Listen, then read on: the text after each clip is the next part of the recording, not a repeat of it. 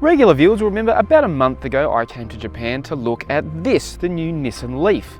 Unfortunately that visit was a simple look, don't drive. But now I'm back to finally take this electric machine for a spin. The concept of the Leaf hasn't changed. It's still a fully electric small hatchback.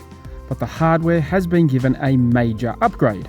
A new electric motor and battery package improve performance and increase the range. Another big change is the style.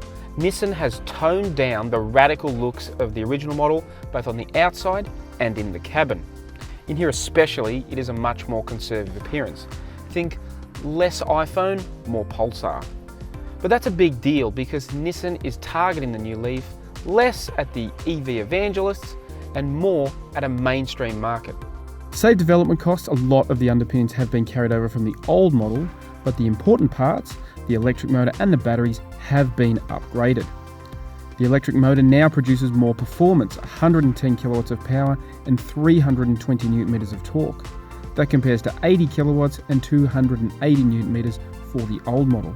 The lithium-ion batteries have been upgraded as well, with the range increasing from less than 200 kilometers to a claimed 400 kilometer maximum between recharging. There are a couple of other new innovations in the way it drives too. One is the e-pedal, which sounds familiar to anyone who's driven an electric car, which is as soon as you take your foot off the accelerator, you get a bit of retardation from the brakes.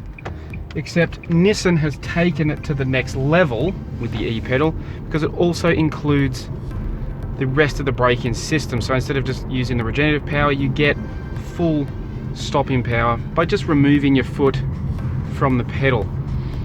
So it'll even stop, come to a complete halt on a hill without even putting your foot on the brake pedal.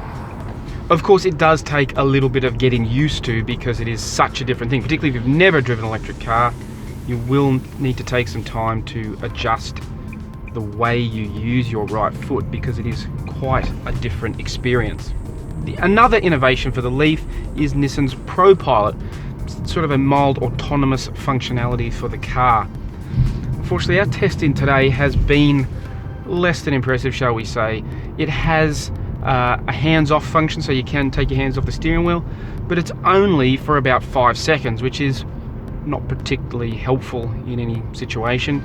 And the system did have some problems negotiating even a gentle curve on the expressways we were using, so there's maybe a little bit of work to be done there before it's as impressive as some of the other systems we've experienced. As for the rest of the way it drives, well, it's a good thing. It's nice and quiet, obviously, because it's an electric car. You haven't got the buzz of a motor. That instant performance you get from an electric motor, that torque available from right off the mark, makes it quite a zippy little thing to drive. There's plenty of performance, even though it's not the lightest of small hatchbacks, because it's obviously carrying all these extra batteries.